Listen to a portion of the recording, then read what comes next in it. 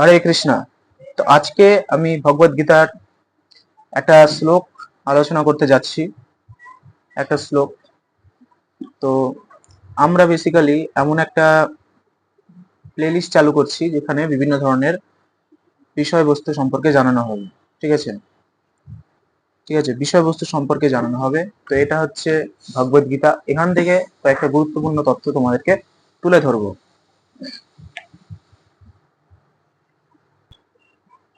তো 18 নম্বর শ্লোকটা বলছে, অন্তবন্ত ইমে দেহা নিত্য শক্তা শরীরিণ অনাশিনো প্রমেয়স্য তস্মাদ যুদ্ধস্য ভারত।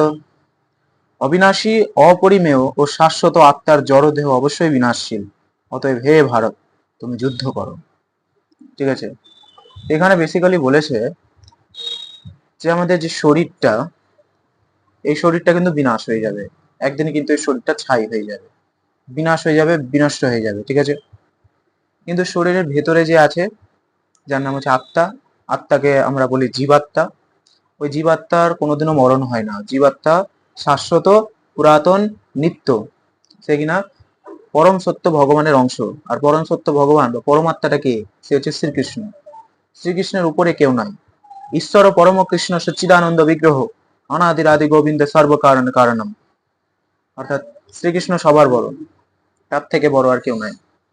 শ্রীকৃষ্ণ পরে, অর্থাৎ শ্রীকৃষ্ণের সমস্ত রূপ অবতার গুলো আছে, শিব, নারায়ণ, ব্রহ্মা, এরা আসছে সব। ঠিক আছে, তো এখানে বলেছে যে এই শরীরটা অবিনাশী, মানে বিনাশী। ঠিক আছে, বিনাশশীল, কিন্তু ভিতরে আত্মা সে কিন্তু অবিনাশী।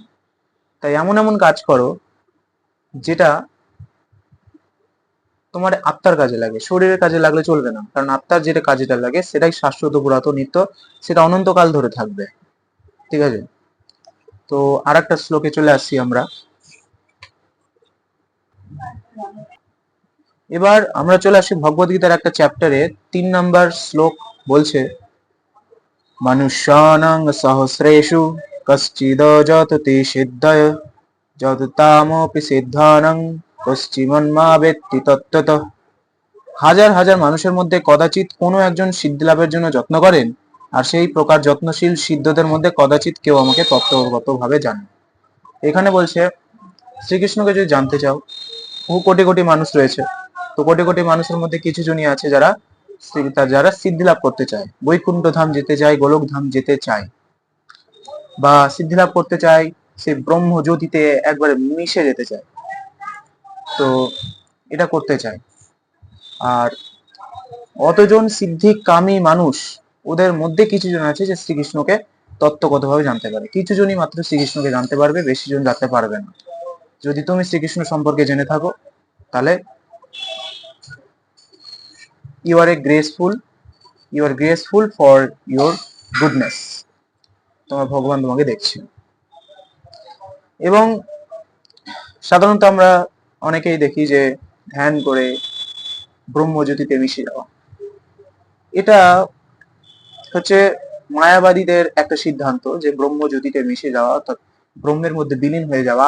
আত্মা কিন্তু অব্যয়, অবিনাশী, যে অব্যয়, অর্থাৎ যা মানে ভুলতে পারে না, যা কোনো জিনিসের মধ্যে মিশে যেতে পারে না, তার আত্মা কি করে কোন একটা পরমাত্মার মধ্যে মিশে যেতে পারবে? জীবনেও পারবে না মিশে যেতে।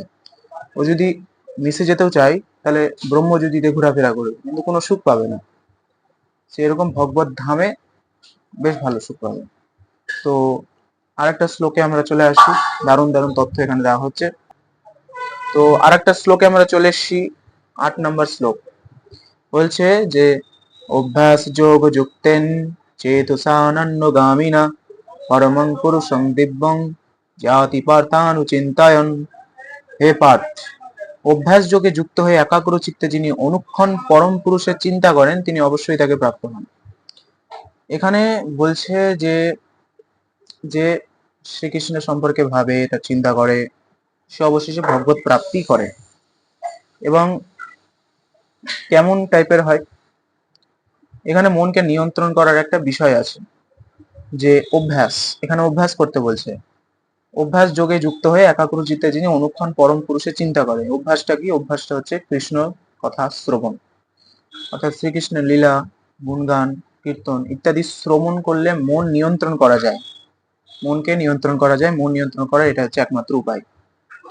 মন নিয়ন্ত্রণ করা যায়, তারপরে জপ করতে হবে, 16 মালা জপ করতে হবে। এটা হচ্ছে অভ্যাস।